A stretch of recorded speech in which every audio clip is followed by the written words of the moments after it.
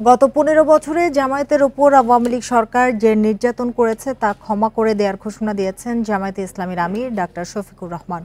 মঙ্গলবার দুপুরে সাংবাদিকদের সাথে মতবিনিময় সভায় তিনি বলেন, কারো ওপর প্রতিশোধ নেবে না তার দল।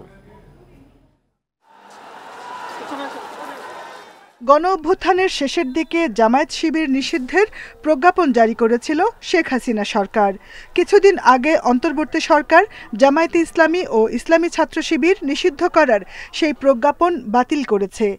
আগের বিধিনিষেধ না থাকায় ধীরে ধীরে রাজনৈতিক কর্মসূচিতে সক্রিয় হয়েছে দলটি। মঙ্গলবার দুপুরে রাজধানীর তেজগাঁওয়ের একটি রেস্টুরেন্টে সাংবাদিকদের সঙ্গে ঢাকা মহানগর উত্তর জামায়াতে ইসলামী মতবিনিময় সভার আয়োজন করে। জামায়াতে ইসলামীর আমির ডাক্তার শফিকুর রহমান গত ১৫ বছরে জামায়াতের প্রতি আওয়ামী লীগ সরকারের নিপীড়নের চিত্র তুলে ধরেন। বলেন, সাংবাদিকরাও এ সময় স্বাধীনভাবে কাজ করতে পারেননি।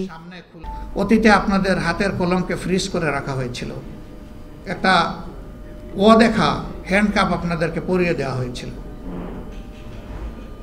যারা কথা বলেন তাদের মুখে সেরকম অদেখা একটা তালা ঝুলিয়ে দেওয়া হয়েছিল। সাময়িকভাবে এই তালা খুলেছে।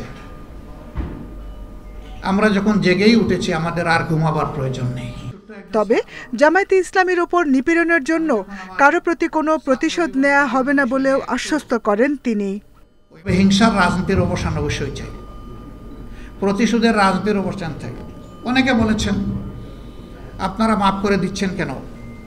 তাহলে যারা পারপিট্রেটর তারা তো তাদের পাওনাটা পেল না। কিন্তু দল হিসাবে আমাদের উপরে যা করা হয়েছে, এই জুলুম শব্দ বলতেও আমার কষ্ট লাগে।